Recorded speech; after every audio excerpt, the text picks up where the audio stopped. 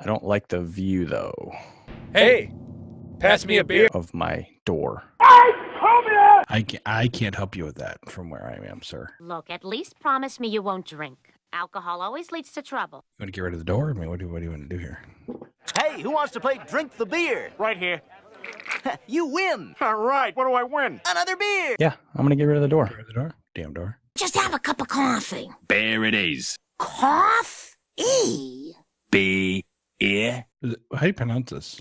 Kamen Knuddeln? I'd kill for a beer. Kamen Knuddeln. Kamen Knuddeln. I don't know. Cheap beer and a sympathetic ear. Step right up. Hey, everybody, welcome to the Beard Ops Podcast. I'm your host, Adam, and there's my co-host, Jed.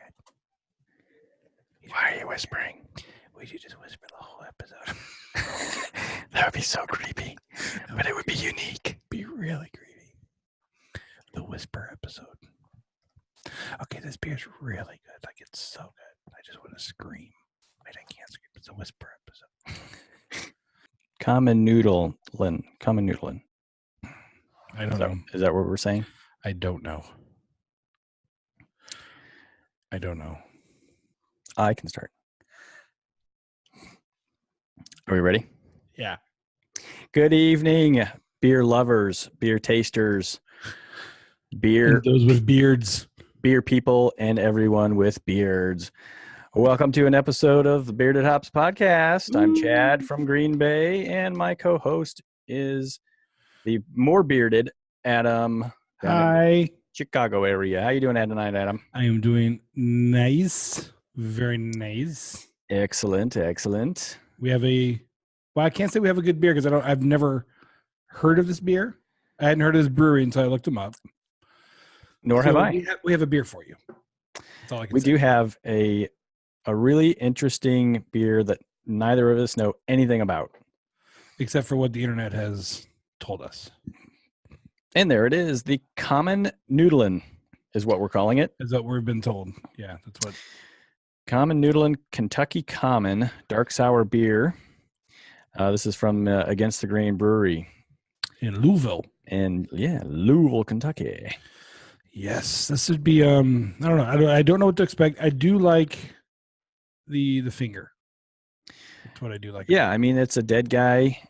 Well, or there's a guy with a skull on his face or something. That's true. Yeah. Kind of looks like he has the tip of a penis sticking out of his nose. Ooh, that's unfortunate. He's drowning in noodles. There's a tree with a orange fro. And this is supposed to look like your ramen noodle package. I guess. Well, if it's not supposed to, it definitely does. And yeah, so it's Against the Grain Brewing in Louisville, Kentucky. Did you see this? The little picture of the guy at the top there has a beard. Wow, Look at that. he's on the right show. Look at that. Yeah. Against the Grain Brewery is in Louisville, Kentucky, and they've been around. I'm guessing because there's not a whole lot of information and history on their website. But I'm guessing for, I think it was 6 or 7 years. And last year they announced they were opening up a brewery in Europe, in Germany, to start brewing over there. So apparently they're not doing that bad. Yeah, I mean they're around. I mean the stuff that's the pictures on their website looks like it's a decent sized brewery. They've got a ton of beers. They do, yeah. They have. I mean, yeah. There's a ton to pick from. Yeah, I mean their When you look at collection. a list, it just goes on and on and on. There's a lot. Yeah, there's got to be 200 beers on here. So there's a lot of beers. Yeah. So neither of us really know how rare this one is. I've seen it before. I've never picked it up. It doesn't have a whole lot of ratings on Beer Advocate, only 122 compared to 12,500 check-ins on Untappd. So Yeah. Who really knows? I mean, obviously you can get it. 12,000 check-ins added on in September 2014, but only 122 on Beer Advocate. So I don't know. This is a really, really interesting one. Yeah, so they say that originally brewed as a conceptualization from their friends at Nakbar. Is that how you pronounce that? Yeah, I would knock. Yeah, NACHBAR, Nakbar. It's a historical anomaly and one of the only styles of beer indigenous to the USA, and it was originally brewed right there in the bluegrass. So this is considered a Kentucky common beer. And you don't know what that is? Yeah, that's okay. Neither did we. We don't really think that. I mean, that style is not really listed anywhere. No. But according to, of course, Wikipedia, it was a once popular ale, very popular in Louisville, Kentucky, which I guess that fits. In the 1850s until Prohibition. Rarely brewed commercially today. But by 1913, it was estimated that 80% of the beer consumed in Louisville was this type. Holy crap. That's a lot. It is a lot. Well, I guess it's a lot. It's only Louisville, so I guess I could be over-exaggerating. So, what are we going to do here? Do you want to crack this thing? Well, let's finish going over the can real quick. Okay, go over the can. Cameras to the can camera.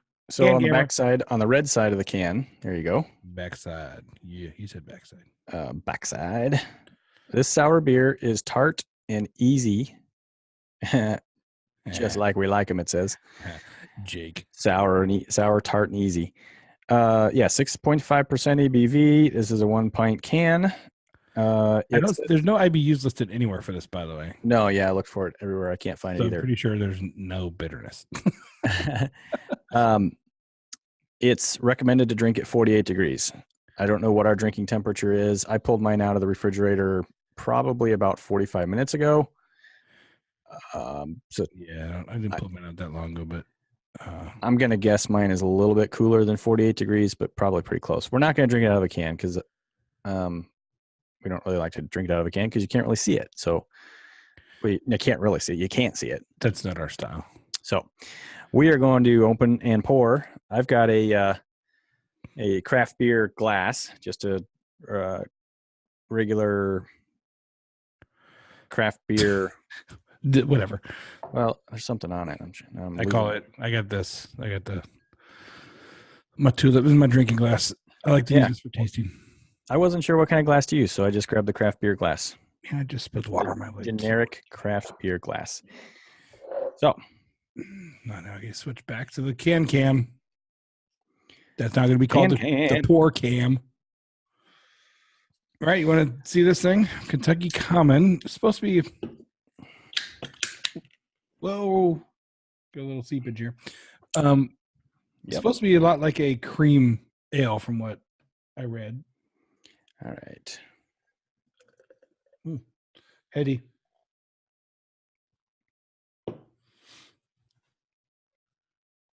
Yeah. This might take a while.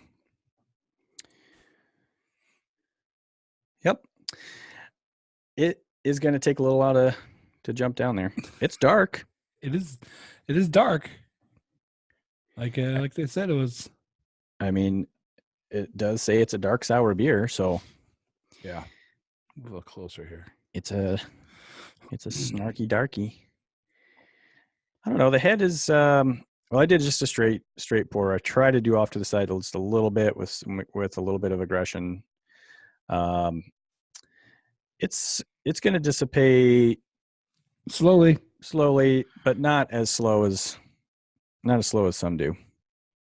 No. Got big bubbles on the top, little bubbles on the bottom. A little bit of activity down below there, so that's good. Yeah, I can't really see any bubblage down in the beer itself.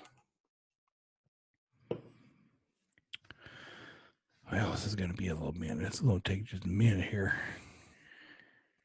So now the Kentucky Common, for those of you that care to know, locally it was known as a dark cream common beer or a cream beer. Now this beer is top fermented. It's not croissant. And it's fermented once and then it's just sent out to be sold, which that's why the ABV is usually considered moderate on this. It's carbonated low, which I don't know if that's right. But okay, it's carbonated low, and Doesn't seem like it with the head that we're getting. that's what I know, right? And has its full taste, and is a sweet-ish. I didn't know that was a word, but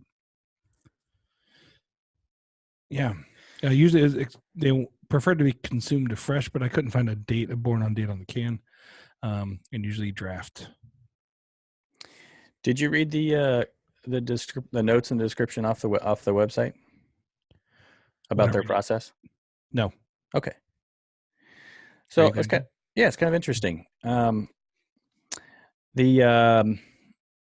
said something about Nakbar, which is in this description. That's what made me think maybe you already read it, but I thought I missed it.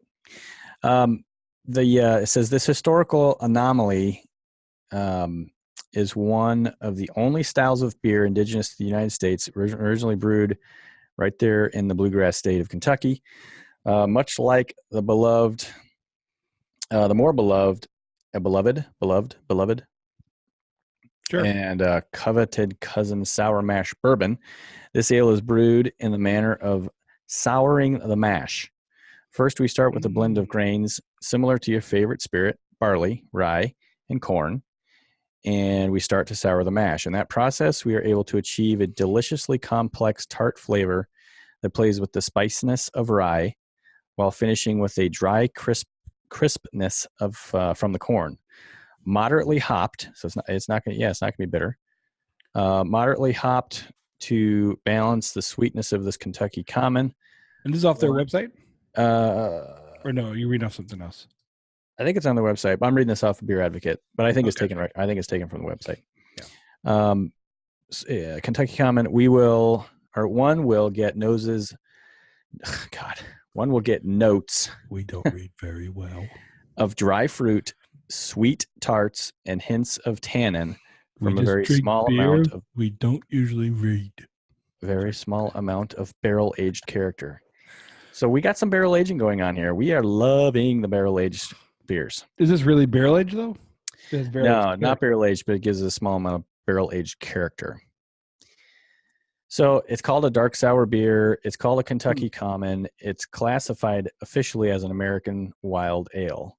Wild ale. Or sour ale, yeah. So wild ales are the sour ales. So you'll see they're kind of used one and the same. Sour ales, wild ale, ales, wild. God damn. American wild ales. What's funny is he's the one on this show that has a college degree.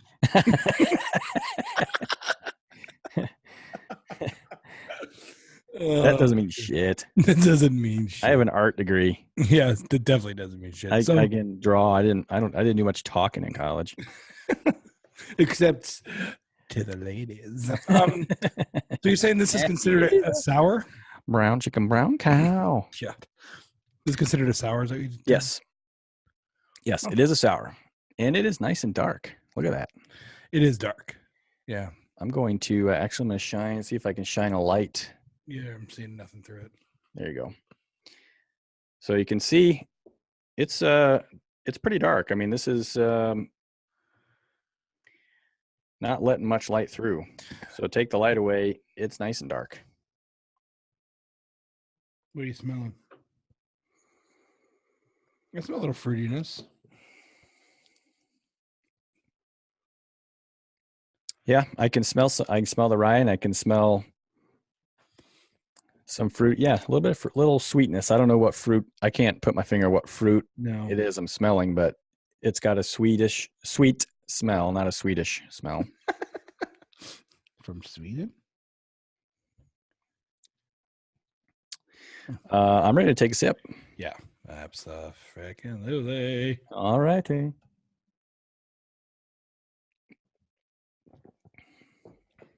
Yeah, they're sour. Ooh. Yeah, it's sour. It's not as sour as so we drank some sours over the weekend for the Super Bowl. I'm actually going to be reviewing the sour next week too. So yeah, not as sour as what we had over the weekend. Not at all. No, nowhere near. Yeah, those sours that we had over the weekend were like knock your socks off sour. They're really good. I really like sour beers. But this is sour, but not on the finish. It's like grainy. Like I taste almost grains. Well, You know what I mean? it's like a black lager finish to me. It's very black lagery on the finish. There's definitely the tartness. The sour happens through the beginning and the middle. Yep. And it kind of fades out. Got very tart on the sides of my tongue. Yep. I don't taste really any sweetness. I can smell some sweetness, but I don't taste anything sweet. There's not really. I mean, there might be a little sweetness in the tart, but it's not. It's overpowered by the tart and the sour Mm-hmm. more than.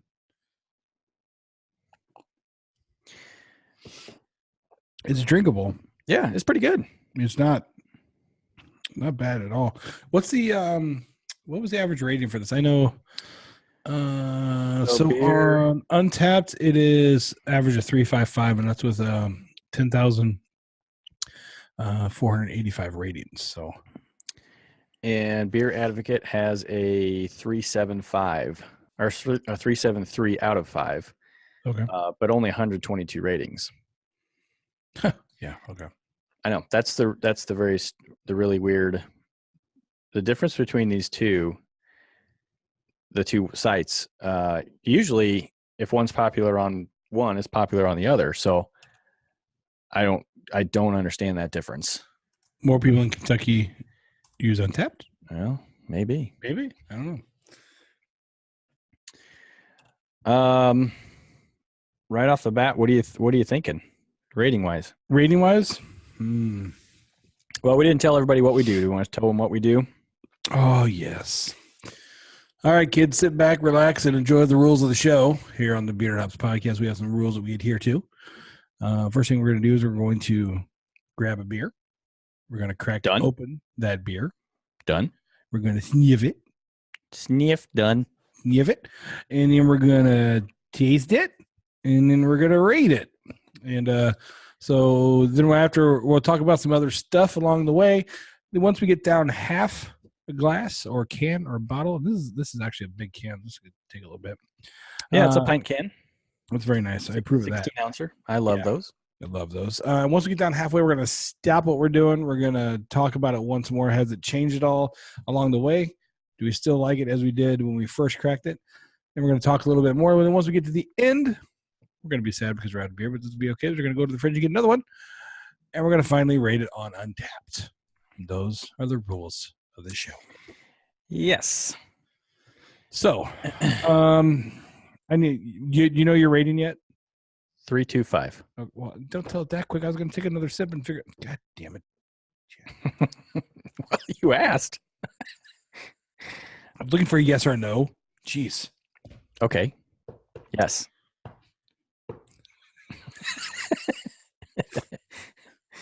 Couple minutes in, I'm already going to say "fuck you, Chad." Well, I've never been known not to be a smartass, so I am going to go with a 3. Okay. It's just there. It's drinkable. I don't know that I would like buy a pack of it. I can have several of them, you know. Mm-hmm. I could see it as like with a lot of sours as a summertime beer. Even though the sour, I guess, it's not that refreshing, but some of them are. This one's not. I wouldn't consider this a refreshing No. beer. I do think it's more of a summertime beer than middle of February beer, but the dark color makes me like drinking it in February. Yeah, 3.25 for me. I'm really interested to see how this is going to go down as it warms up. Yeah, that's the other interesting thing is a lot of times with the darker beers, more flavor comes out as they warm up, but those are usually porters and stouts, which already are packed with flavor. Yeah, and I think that black lagers, to me, as they warm up, get worse. Yeah, and this has a black lager finish for me. Right. So when I think of the Black Widow or Widowmaker or whatever it's called from Keweenaw Brewery up in the UP of Michigan, my good friend Jason introduced me to this beer. It's a delicious beer, really, really cold. I mean, it's a lager, so it's lager, Pilsner. Those those families of beers are very good cold. Right. If it warms up, it just gets this skunky flavor, the skunkiness, almost sour, but it's not supposed to be sour. So, this being recommended drinking at 48 degrees is a little warmer than I would have thought. Yeah, me too, actually. So, we'll see. We'll see what happens. We'll see what happens as this warms up. We got 16 ounces to get through here. I got the whole can emptied into my glass at this point. So,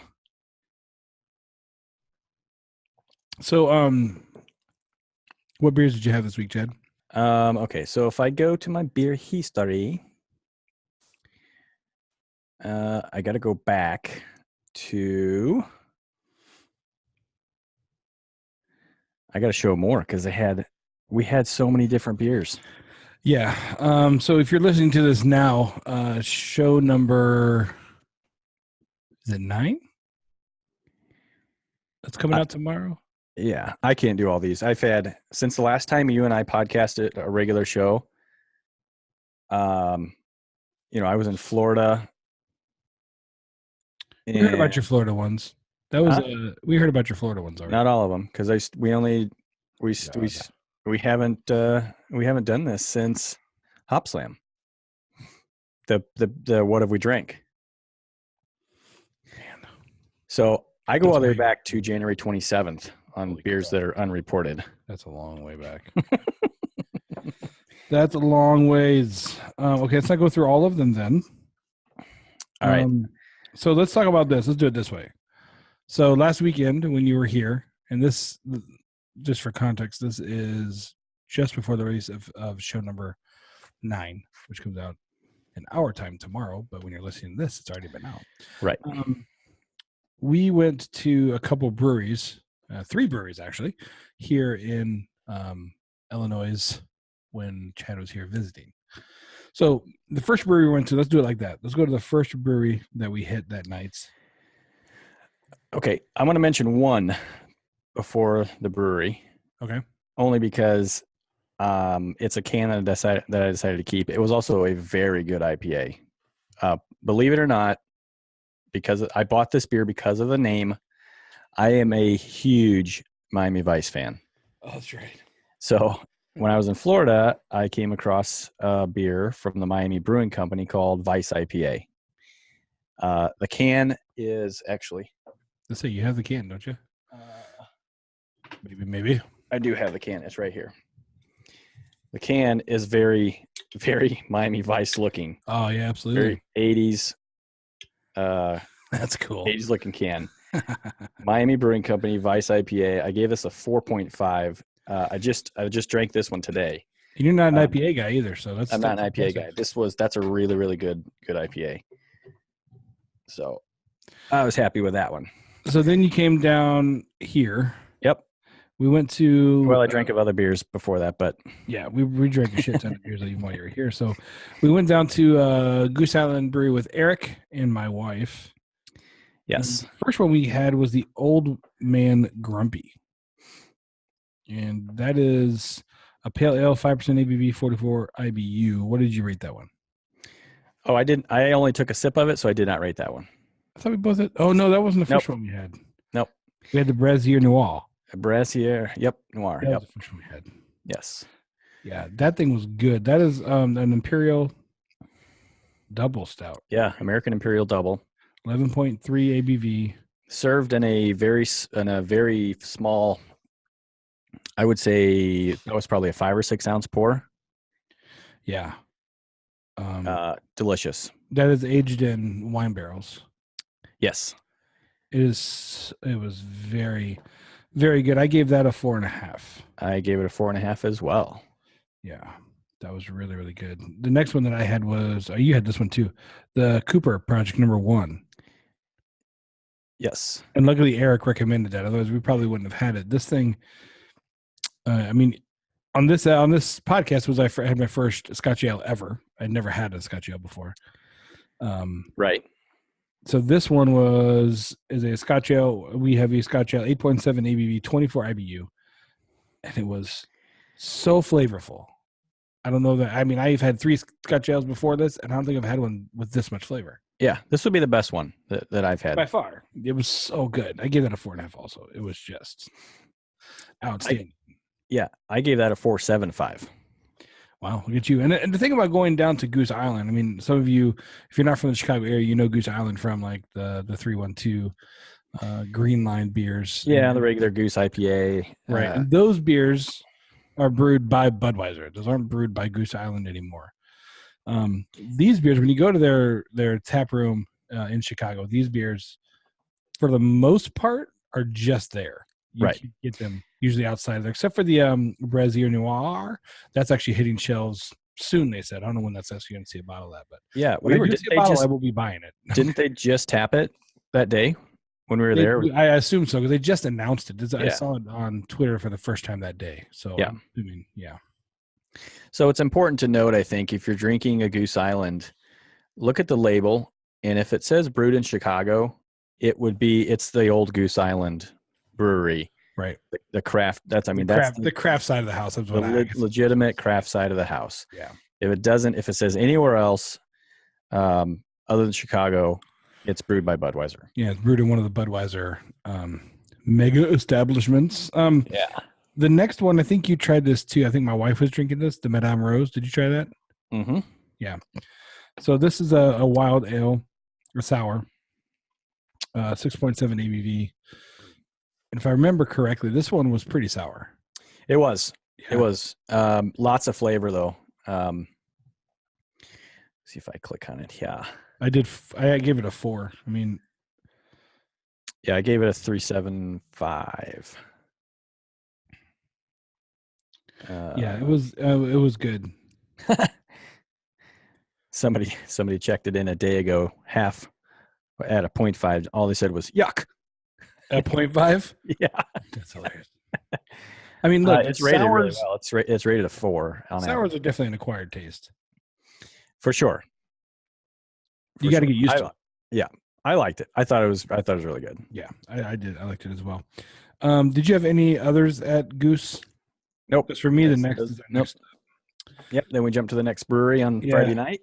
We were hungry, and at Goose Island they don't sell any food, so we jumped over. If they did, we probably would have stayed there all night. We would have stayed there all night. I probably would have gotten another Cooper project or something. Yeah, those I would have ended. Okay, so before we jump off of Goose Island, remember we were going to go back and have their King Henry. Oh yeah, go ahead and talk about the King Henry. Go ahead. Okay, so the King Henry is we actually mentioned it a little bit on the podcast, one of the podcasts on Saturday that it'll come out before this one. But we talked about possibly drinking the King Henry, which is their oldest barley wine. It's a 23-year aged barley wine. Son of a 12-ounce glass is $100. No, but yeah, it's $100 for a glass of this. Now, right. But also, it's aged in Pappy Van Winkle 23. Yes. Bourbon barrels. So it's aged in 23-year-old Pappy Van Winkle bourbon barrels. Right. Yeah, I didn't mean to say that the beer's been aged 23 years. It's the barrels that it's aged in are Pappy Van Winkle 23-year.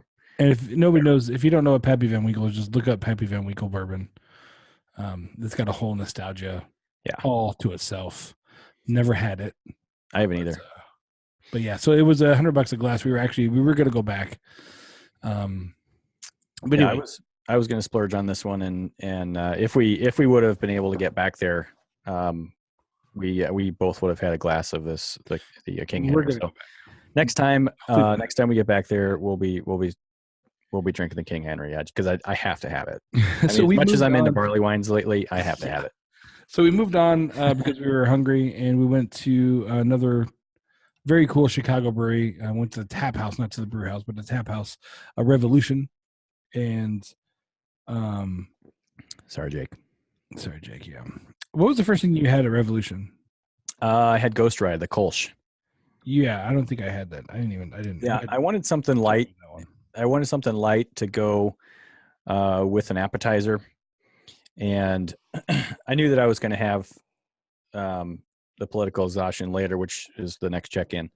But the Ghost Ride I wanted something that would kind of be a good palate cleanser for food, and then the stout that was going to be coming up. So it was really good. Thinking ahead, I didn't think about that shit at all. Give me a damn So beer. I like Kolsch's year round. I know it's a summer beer. Everybody says it's a summer beer. I like them all the time.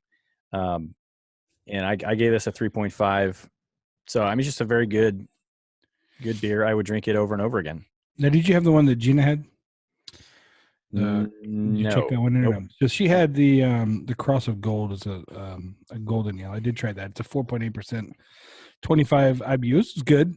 I mean, it's a solid golden ale. It was I rated that 3.5. But the one, probably not the best one, but another really good one of that night. We had so many good beers. The Political Exhaustion, like he just talked about. Political Exhaustion, an Imperial Stout, 12.2 ABV, 60 IBU. It was really, really. I wish I would have put more notes down here. I'm not really bad about that in my. I know I am too. I got to start making some type of tasty notes because it was good, and that was also Eric's suggestion as well. That was a really, really good one. Yeah, and Eric was with us for both Goose Island and Revolution. Yeah, and his insight on the Goose Island stuff is amazing. I mean, you guys will hear it if you. You listen to the podcast 2 or 3 episodes ago. At this point, we were able to text him while we were on the air. Yeah, because we were live recording because we were trying to. We broadcasted it live on YouTube, and yeah, he was watching while being driven to a wedding party or something like that. I can't remember. Yeah, so I mean, he was having a good day, I'm sure, but it was really cool to be able to get his insight while we were talking about the Goose Island stuff. So now we left there and we went to Only Child Brewing, which is a local brewery here in Illinois. It's in Gurnee, Illinois. Nano Brewery, very cool place. Very small. It's even here in the Gurnee area, it's hard to find them in a store because they're very, very small. Right. I mean, if you drive by, it's in a little strip mall. It doesn't look like a brewery. Well, it's not even a strip mall. It's like the strip warehouses. Yeah. Yeah, you're right. It was an industrial. Yeah, it's an industrial warehouse type place. Yeah. So you wouldn't even know it's there. Right. When you pull into the parking lot, I think Chad's like, where is this place? So, but it's really cool atmosphere. It was your first time there, aren't you? What did you think of it? Yeah, I mean, they've got some tables set up. You just walk in, relax. It's dog friendly. They've got a bar that's got, I don't know, six stools maybe. Yeah, something like that. Very small serving leather bar. couches in the back. Yeah, just a really laid back, comfortable area. Even though it's in a very large, long, with super high ceilings, warehouse kind of looking thing. Yeah, it's the best way to. So the barrels were in the fermenting tanks were in the back. Behind a gated area, you couldn't walk back there, but you could see it all. From wherever you're sitting, you could see it. So yeah, their bourbon barrels there for aging. They were doing stuff. So yeah, really cool place. I thought it was super chill. Yeah. So the first one I had there. Wait, were these even mine? No, I went right to the cucumber one, didn't I? That's the second one I checked in. So I got 3 check-ins from Only Child. I just have Stigma Crusher, which is the lager, which I think was what my wife had. And then their Timeout Stout, which I got that as well. But their favorite, my favorite one from there, what's it called? Because I can't even think about it now. The Gray Area Beer Project, batch number 5. Is that the number 5? Yes. Yeah. Then that's a sour. Yep. Saison, it's at Farmhouse Ale. Yeah, and it is very good. The first time I had it, I was like, I don't know if I like this. But then before I left that night, I had a whole glass of it. And then tonight the other night I ordered a whole glass. And it's just so good. Now that beer is a fantastic summer beer. I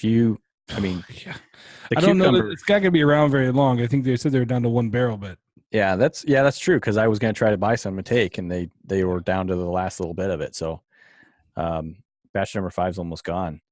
I didn't rate it really, really high, but 3.5, that was just again, the 3.5 is an area for me where it's just, that's a good beer. I'll drink it every single time. Right. Yep. Yeah, I honestly don't even know what I rated because apparently I didn't rate it that night. So that was like the third time I've had it, so I didn't check it in. So I have no idea what I. Yeah. So we weren't there very long. It was towards the end of the night. They closed at 11. So we did close it down. We were only there for about 45 minutes, I think. Yeah.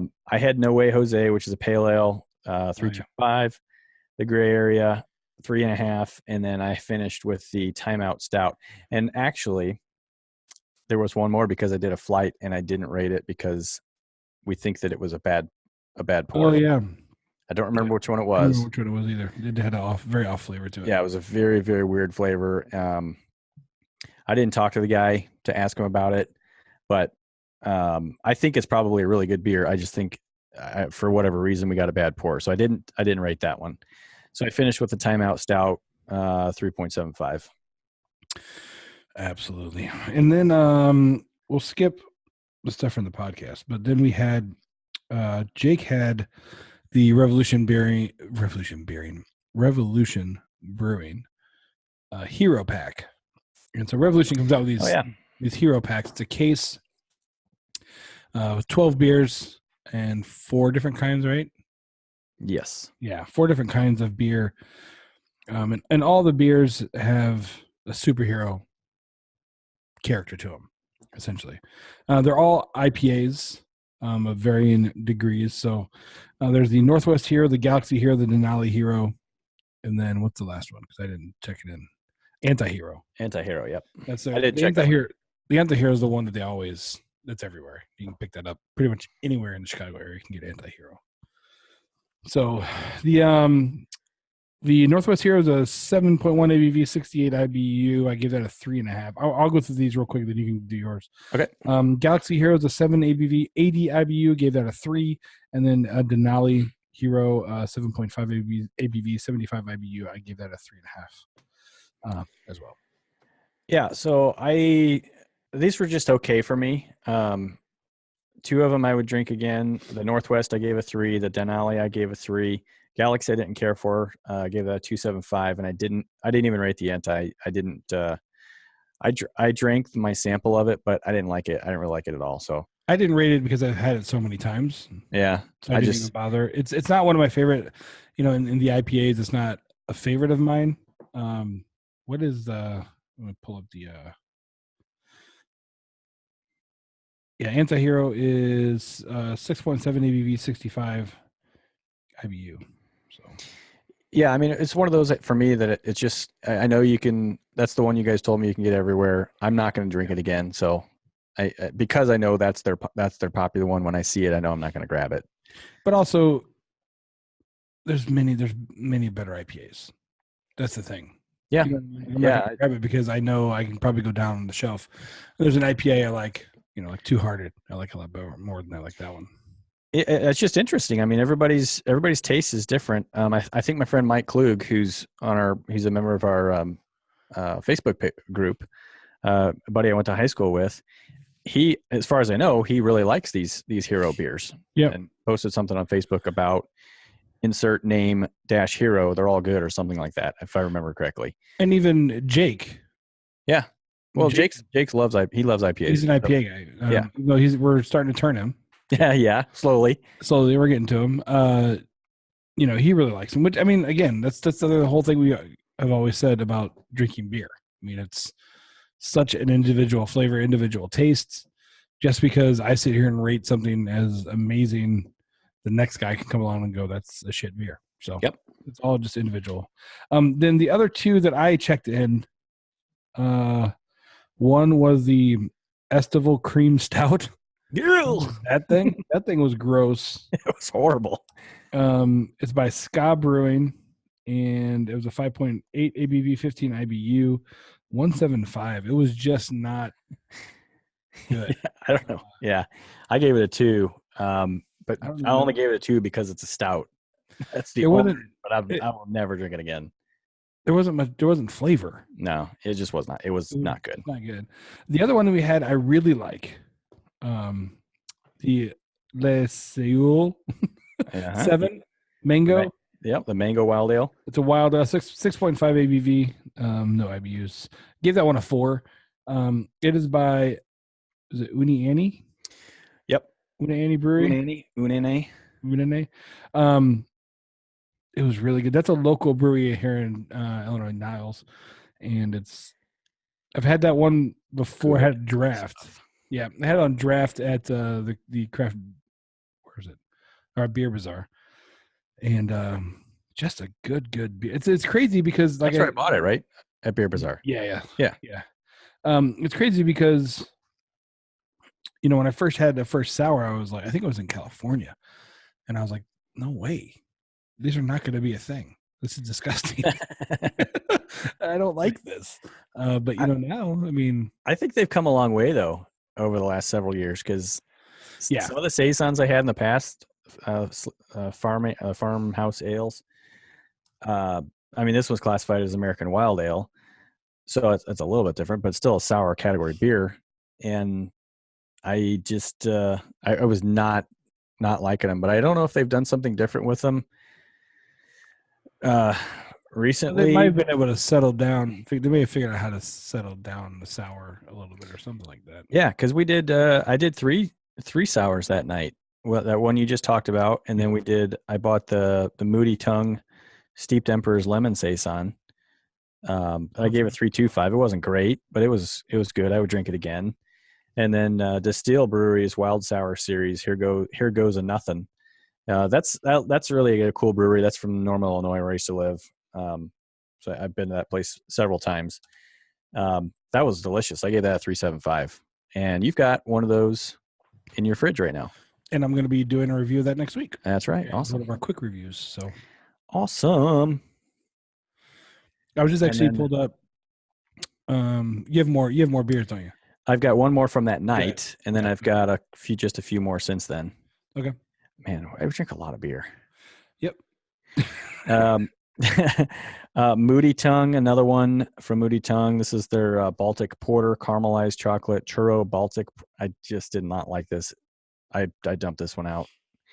1.75. I don't know. I don't even know how to really describe this one. It was so weird. The other one from Moody Tongue I liked. That's the saison. This is the only porter I think I've ever had that I didn't like. So I didn't like a stout this week, and I didn't like a porter this week. Look at you. Times are changing. I'm just drinking a lot more variety, I think, of stouts and that could porters. also be it. Yeah. So yeah, then I've got four more. But if did you Go have? for it. So I accidentally drank the New Holland Brewing Night Tripper. That was supposed to be one of our podcast beers, and That's supposed to be a God. Damn it! Now I gotta go find another can. Yeah, so I accidentally drank that. It was really good. 3.75. I did the Duck Rabbit Craft Brewery, the Wee Heavy Scotch Ale that Adam and Adrian did on podcast number 6 or 7. Yeah. So the Wee Heavy by Duck Rabbit, Yeah, that was delicious. 3.75. I thought it North was Carolina beer. really, really good. And then last night I had a Garage Project Day of the Dead. Disgusting. Did not like that. 1.25. I dumped that out. And Really cool bottle though. Yeah, it was a cool bottle. But Day of the Dead.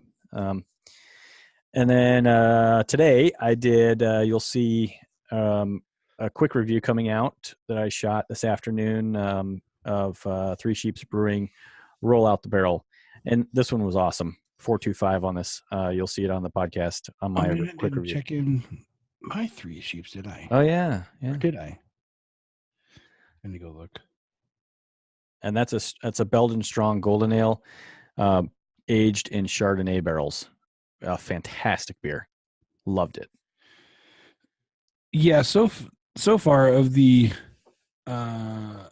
Three Sheeps, and that's from Sheboygan, right? Sheboygan, Wisconsin. Yes. Sheboygan. Sheboygan. I can't type and talk at the same time. I've been impressed with the beers that I've had from them, because I gave that's one I just totally forgot. So I did have the Three Sheeps Brewing from Sheboygan, because I like saying that. It's Cuvee, Cuvee blend of 2017, and that video is on our YouTube page. I rated that one, and I gave it actually a 4.5. It was freaking good. I did take notes this time too. I put on my check-in. I put what a great beer. The first time I had this, it was a tiny taster. This time, I got to take my time with it. It was delicious, complex. It was really good. It was such a good beer. I really enjoyed that beer. I tried to use the wine saver thing. It sucks out the air. Because it's a pint bottle, and so we'll see. I use that on what's left of the pint. See if it lasts or not. So that was the beer for the week. Unless you have another one. I don't have any more, but while you were talking there, I went back and looked up to see which beers I've had from Three Sheeps, because I think I said in the podcast in the quick review today that I haven't had anything from Three Sheeps I did not like, and that is true. Everything that I've checked in, I've had their Water Slides IPA, liked it, 325. I've had their Uber Joe Stout, loved it at a 4. I've had their Cashmere Hammer at a 4. That's a stout. And then Hello, My Name is Joe, a dark ale at 3.5. So everything I've had from Three Sheeps has been very, very good. It's a great brewery. Add that place to the list. Yeah, we got to go there. Yeah, the list is getting long, but distinguished for the most part. That's when you say, "Well, so is my Johnson." Oh God, Top Gun, man.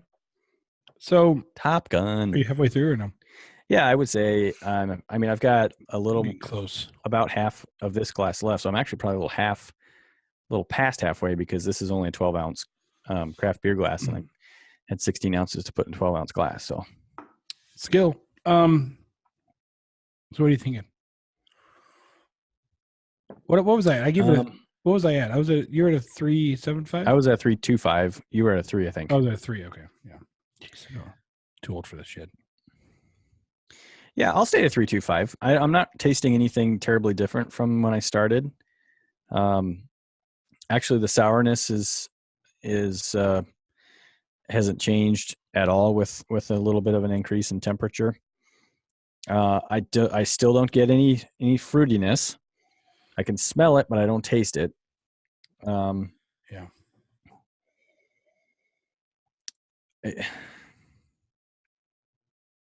Yeah, I'll stick it at 3.25. It's good enough to drink again. And what, a 3 is your threshold for drinking again? Yes. Yeah. Yeah. If it's so I'll say this, 3 is a drink again. 2.75 is something I would say, if I've checked it in once at a 2.75, I might give it one more try. But if it doesn't get any better, I would not. Then it's off the list. But 3s, anything 3 and above, that's my threshold to drink again. And this is a little better than just a average sour. I like it enough at a 3.25. Yeah, I'm gonna hold at 3 right now. For me, it's getting a little, huh? Yeah, has it changed at all for you? It's getting a little tangier. Like tangier? Tangy. Oh, tangy. Tartness maybe would be the right word. But when the first hit your tongue, you have the kind of the tart and the sour. That's 2 for me, 0 for you. 2. I already have 1, dude. You do? I do. Don't be. I missed it.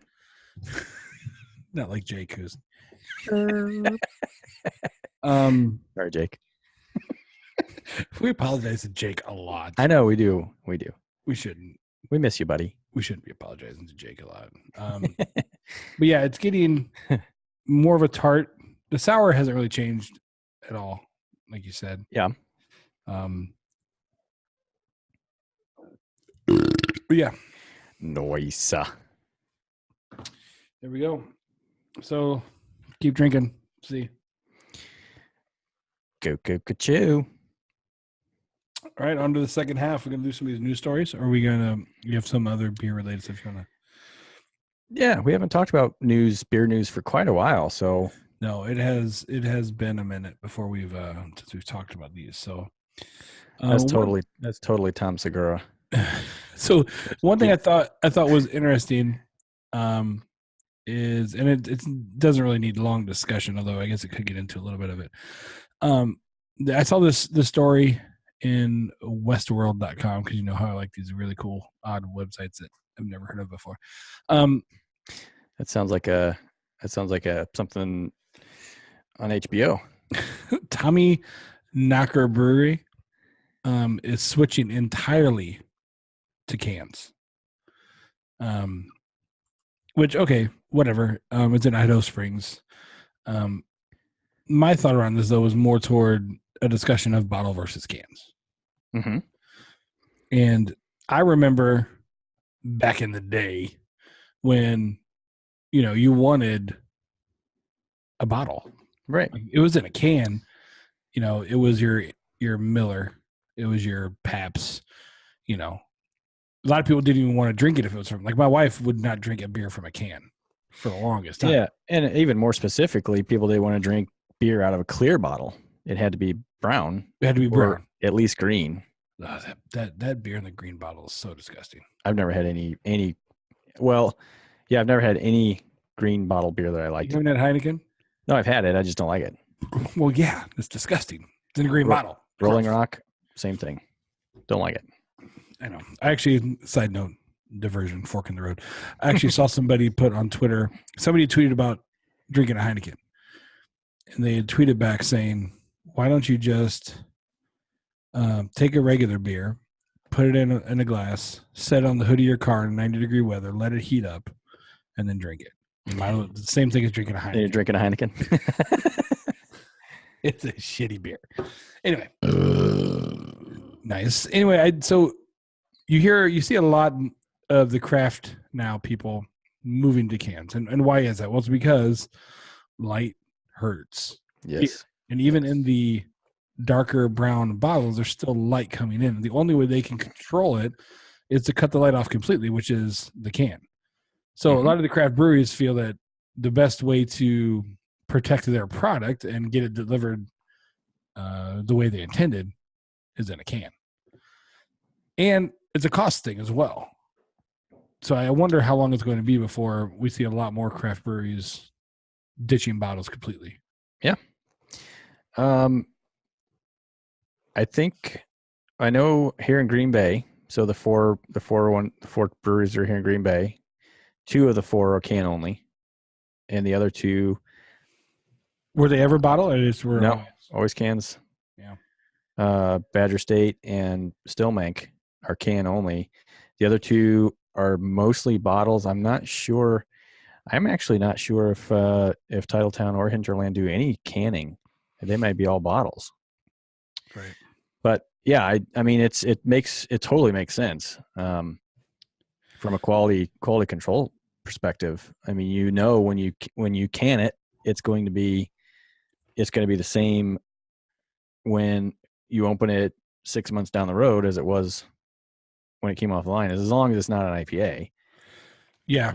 And what I thought was interesting was a quote in here from Tommy Knocker's head brewer, Steve Indrels. But he said, there's just not enough room on shelves for both bottles and cans. He said, I think bottles are dinosaurs anyway. Hopefully we're going with the future here. But it's interesting that, I guess he's maybe right. I don't know. Does a 6-pack of cans take up less room on a shelf than a 6-pack of bottles? I guess I don't know. I mean, from a plan view, looking down on it, I would say, I mean, the can and the bottle are probably about the same. Yeah. So I don't know what he meant by the.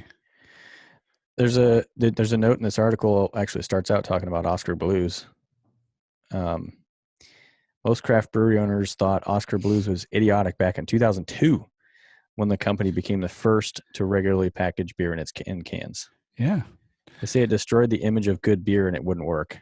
That's bullshit. Right. I mean, but I remember that. I mean, back in the day, good beer came in a bottle. There was beers you would just like, I'm not buying it in a can. I'm not buying beer in a can. Well, do you think that had more to do with like the beer that was in the can? Old Milwaukee and Stag and stuff that you couldn't? It was just terrible. I mean, that was only sold in cans. No, that's a good point too. It very well could be the fact that now we have better beers being put in the cans. Is that what you're kind of referring to? Mm-hmm. As you sip, and I ask you a question. so you have to talk. Yeah. That's very possible. I mean, it's possible. Yeah, I mean, but for whatever decades or whatever, we've had the American beer has come to us in a bottles. bottle with Clyde from Clydesdales. I do like the Clydesdales. I do like Clydesdales. Those are cool horses. Just I wish they would pull a better beer. I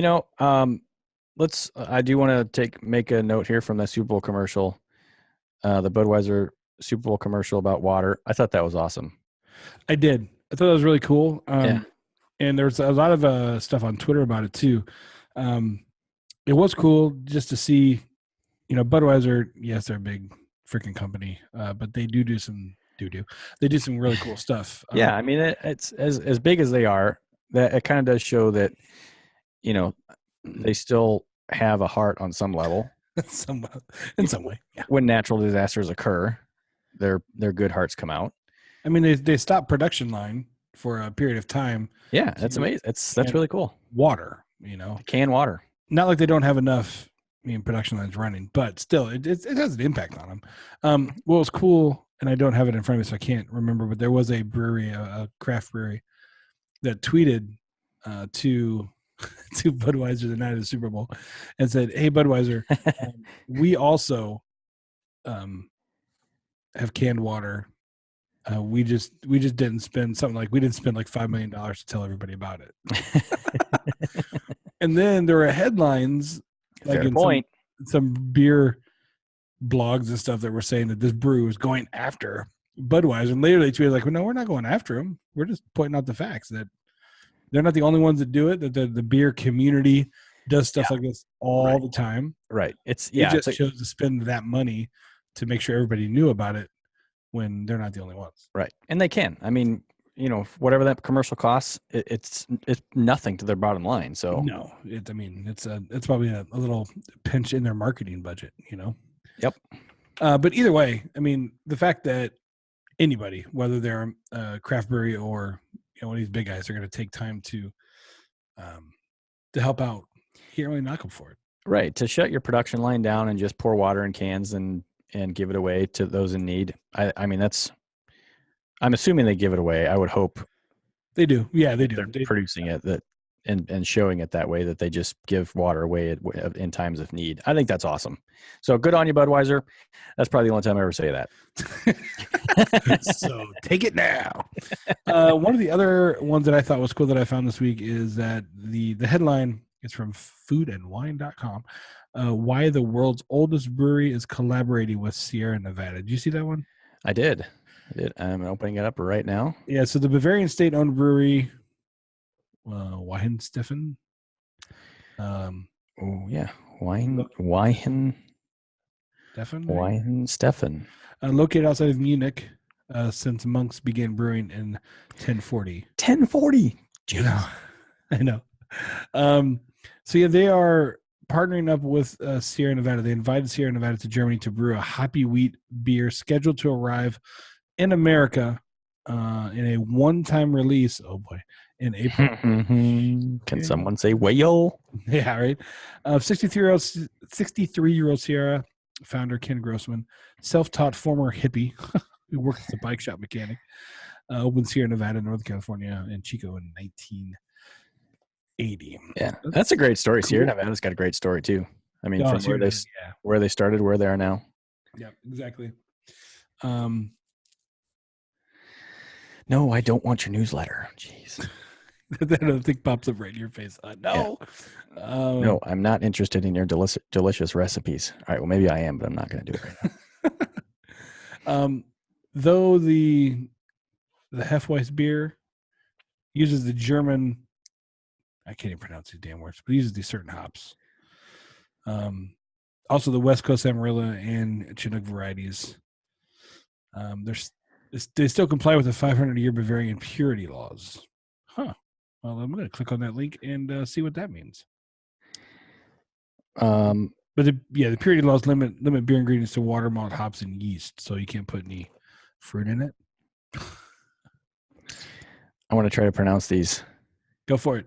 While I click this freaking annoying ad be able to see what I want to see. Go ahead. So Hefeweiss beer called Braupakt or Brewery Pact uses the German Hallertauer hop.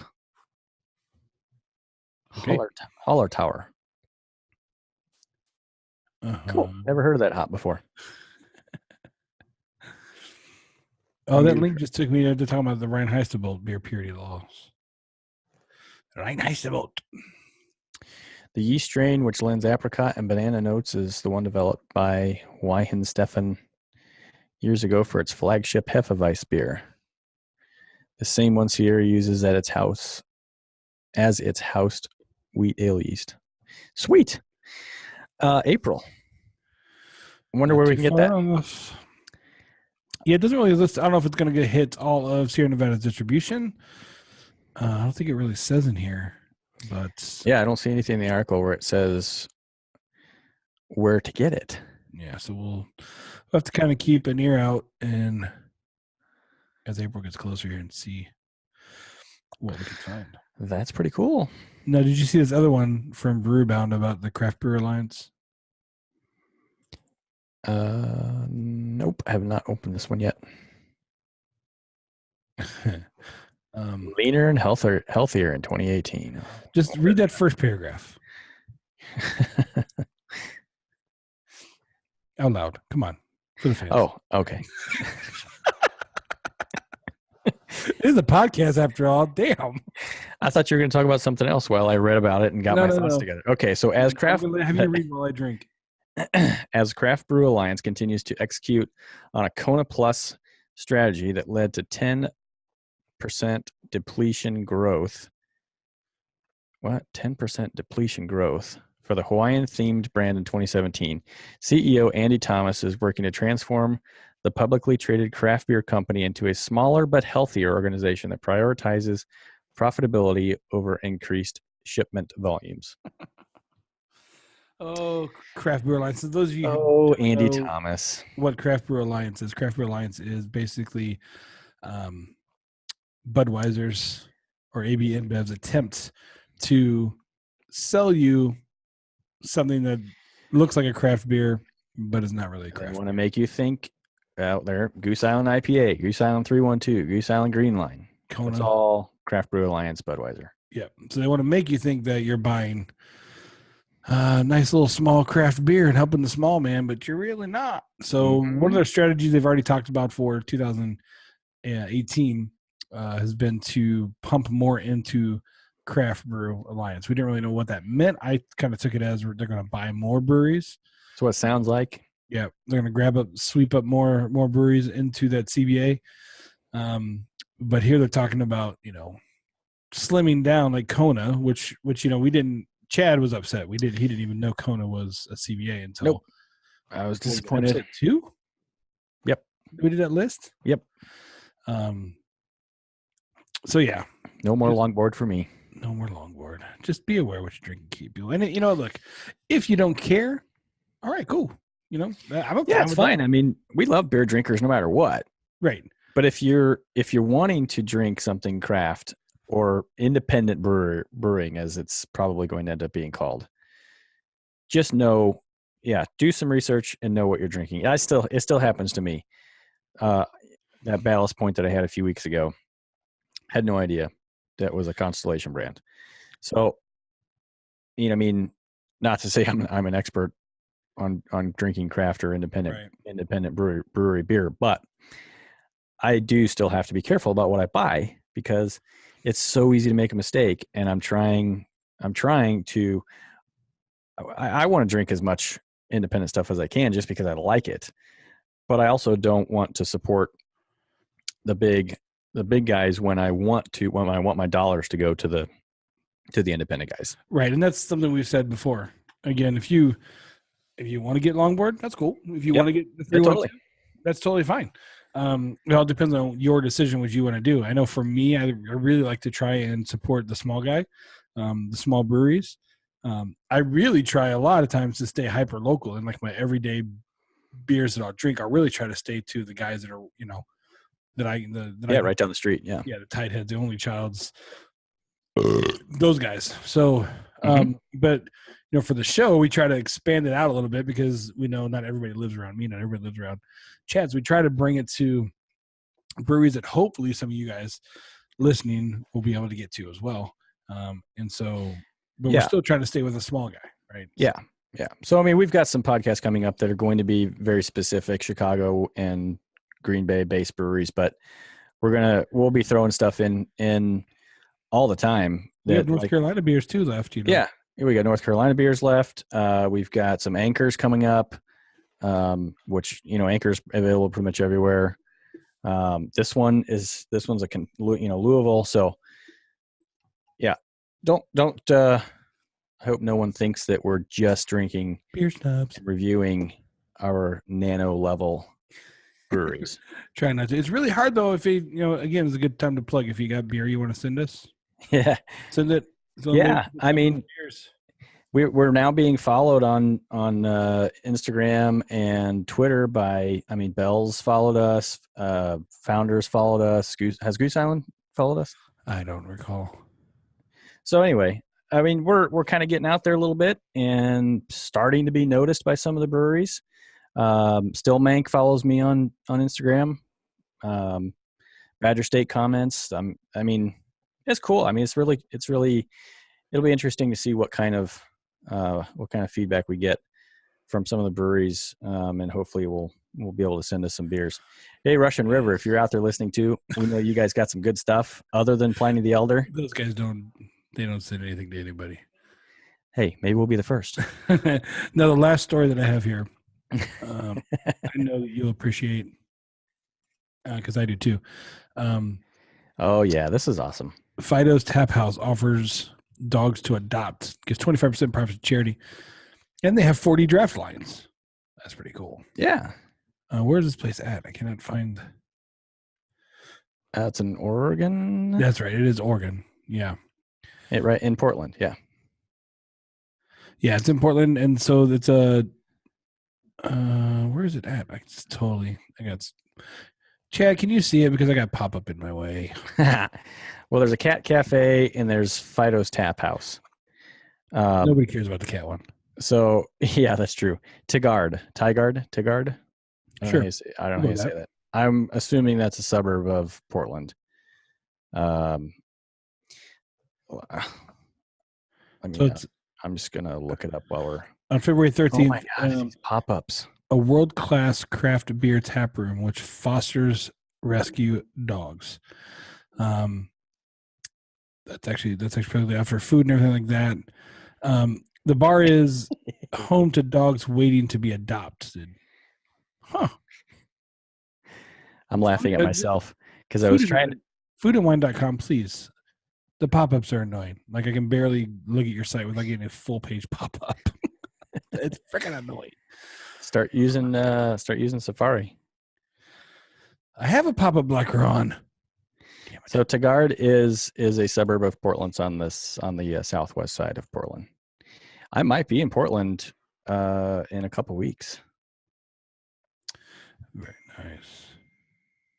So I was laughing at myself there. I don't know if the microphone caught the sound. I was typing.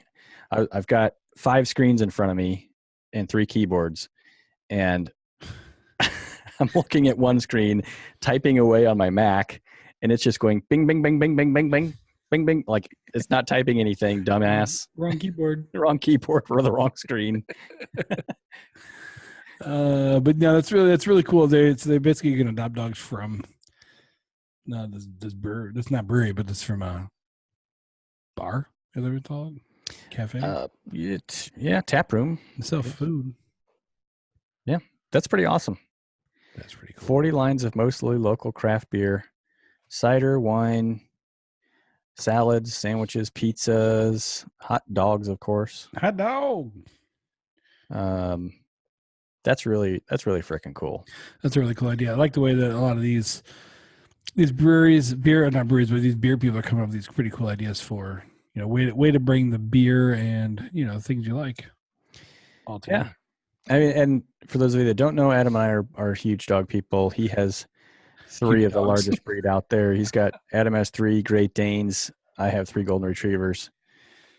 So we're big dog people. There's actually a dog what's it called? Bark and Brews here on the north side of Green Bay in Howard. It's right next to the tap room, which is a bar. You can bring your dog. You can drink beer. You can watch the game. There's an indoor-outdoor play area. We've been there, but we haven't brought the dogs there yet. But just a really cool place. So we're gonna look at this. We're on ATG Brewing's website, which is the beer we're drinking tonight, Against the Grain. So if you go to their beer page where it says on tap and on deck, there's an image just to the right, and we're talking about their artwork. It's very. I have it up here, so they should. Interesting. If you're watching the video on YouTube, you'll be able to see it right now. If you're following along at home, or if you're driving, don't look it up if you're driving. Look at. I mean, the beard is cool. The hops mustache is pretty cool. He's got a little bit of an alcoholic-looking nose, lifetime alcoholic nose. What's going on here? I'm not really sure what's up with the pointing at the right nipple. There's a nipple coming through the shirt. I want to know the story of this cartoon character. I like the tattoos there, though. Those are nice. I'm assuming that knuckle reads out beer. Yeah, I'm sure it does. Yeah, because the knuckle on the beer we're drinking tonight, the guy says it says dark. If you look at the knuckle on his. But okay, so then if you scroll down, go to Great Big Kentucky Sausage Fest. And every single one of these beers, go back up. You're past it. In the second, you're going too far. Go to the beer list. Keep going. Stop. Right in the middle of the page, second to left column, in the G section. G, go alphabetical order. Great Big Kentucky Sausage. Oh, there it is. There you go. Check out this piece of artwork. Scroll down a little. What's up with that? If you're not seeing this on YouTube, you really should probably go check this out. But it is basically a wow. It's a mouth And a wide open, gaping open mouth with a sausage screaming because it's being eaten. Yeah. So the sausage has his mouth open, screaming, and he's grabbing onto teeth, trying not to fall down the saliva flying everywhere. Yeah. So I got to check these out. I mean, there's like 200 beers here, but their artwork. That's the one thing about this, about Against the Grain. They have so many beers. Yeah. This is probably the biggest list I've ever seen out of a, I mean, what I thought was a fairly small brewery. I mean, I don't know how much they produce, but they've got a shit ton of beers. There's so many here. Not all of them have artwork, so. And not all of them are even like always being brewed. Right. There's some of them that are a collection, but some of them are, always out. It's just crazy. That's just, there's a lot of beers there. Yeah. And the artwork is crazy. I love it. The weird stuff is interesting to me. It's probably my artistic mind, just because, I went through, they got a barley wine. This is not a fruitcake is the name of it. Citra ass down. It's pretty funny. They also have a Preparation H. The artwork is just crazy. I love it. It's really cool. These guys have some really cool stuff going on. Louisville, if you're there, check them out. There's another one I'd probably like to add to the list. That's going to be the problem here. We keep doing these beer reviews, and we're going to end up with this like list of breweries that's going to be so long we'll never be able to accomplish it all. Be cool if a brewery wanted to invite us over, but whatever. Well, Stillmank will have us. I've already talked to them in Green Bay. They will have us. They will have us. They will. The brewmaster will talk to us. We can do a podcast there if we can get over there. I gotta say, so I am done. I'm on my last sip. And let me grab my phone and open up the Untapped app. And if you're not on Untapped, then I don't know what you're doing. But Untapped is a great app to track your beers. We love it. It's all we use. There's other ways to keep track of your beers. By writing them down. Yeah, I mean, if you want to wants to do take that. notes and write them down, that's cool too. But Untapped is a very coarse scale, so it's actually kind of easier to keep track of what beers you like and which ones you don't because it's coarse. It's harder when you get into specific styles to figure out which one you like better. Right. We had a discussion on a podcast a couple days ago that's coming out about the scales, but it works really well for getting a general idea of where you like a beer, where you don't like a beer. And please, we're giving you guys and gals thoughts on a beer based on our own opinion, and then we rate it so that we know in the future whether or not we like it. Yep. You may not like the ratings that we give. That's totally cool. But use it so you can keep track of your shit. Yeah, and we've talked about this before, that the way we use Untapped is really for us. It's for me to be able to look back when I'm standing in the beer aisle and go, number one, have I had this before? And if I have, what did I think about it? And I can also look up and say, hey, what did Chad think about it? What did Eric or Jake or Dan, what did they think about it? But ultimately, it's for me to figure out if I think I can drink it again. Yeah. Even pay for it again. So, in the end of the day, I am staying at a 3. I'm going to stay at a 3.25. Yeah. I thought this one was plenty good to drink again. It's an odd one. So coming across it again may or may not happen. And if it does, I'll pick it up. Yep. And I am checked in.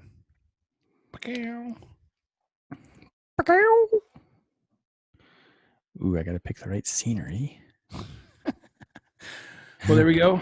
Thank you, everybody, for tuning in, for listening to the Beard Hops podcast. And we've got some great beers coming up in future episodes. So definitely subscribe to the podcasts. You can easily do that in iTunes and the iTunes or the podcast app on your phone. You can also, if you just want to go to our website, scroll down to the bottom, or even at the top too, there's actually a link directly into iTunes or to Google Play Store or to Stitcher or to SoundCloud, anywhere you want. We're on a lot of the providers. Yep. Most of the podcasting apps, if you just search for Bearded Hops, BEERDEDHOPS, then you'll find us there. You also find us on the old YouTubes, and that's where you can actually see these videos. But we're a podcast first and foremost, so video is just kind of fun to do. So you can see our ugly mugs, but our beautiful beards. Be sure to check us out at beardedhops.com, Bearded Hops on Twitter, Bearded Hops on Facebook, Bearded Hops on Instagram. we're everywhere. We're pretty much covered, as well as Untapped. Adam, who are you on Untapped? Tall Dog Beer. And I'm Cadillac 907. Why is it Cadillac, Chad? You like Cadillacs? I do not. I do not like Cadillacs. I love the name Cadillac, though. Yes, you do. All right, Chad. It was fun. Good episode. Had fun. Hey, let's do this again. We should do this again. Also, be sure to check out the YouTube page, because we do doo-doo. We do tonight. You said doo-doo twice tonight. Twice. Doo-doo. I go doo-doo twice. We also do, how about that one, what we call quick reviews, which are just 6 to 7 minute-ish videos reviewing beers that we just don't have time to hit here on the podcast, but we want to keep hitting as many beers as we can. Yeah. So, yeah, we just whenever we grab or whenever we have 10, 15 minutes to sit down and sample something, we'll record it. And our production guy, our editor, takes care of the he's a good guy. That other guy, the other guy not talking right now, takes care of the editing, does a great job. Weird. If you haven't seen it, the first one that's out, I actually like how you did it. How it's kind of cut. It's rough cut. Oh, Yeah, because there's a lot of ums. I think that's kind of cool though. I It cut it gives on the dead air. it gives our quick reviews a little bit of a different personality than what we have on the regular podcast or the sessions. So I'm glad you check it out and let us know if you like it. It's rough cut. You'll see what I mean if you watch it. Yeah. All right, guys. Thank you very much. Thanks for Girls, listening. you too. Couple. We'll talk to you next time. All right. See you next time, guys.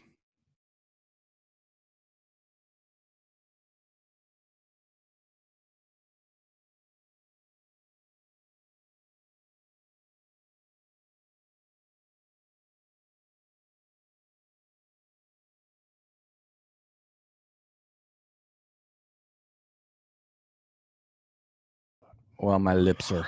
I'll ball over it, little baby. Yeah, this is the extra stuff here that you can watch on YouTube. Outtakes. This is Adam and Chad being stupid. And microphone sex. I love my microphone so much. Oh, we're so weird.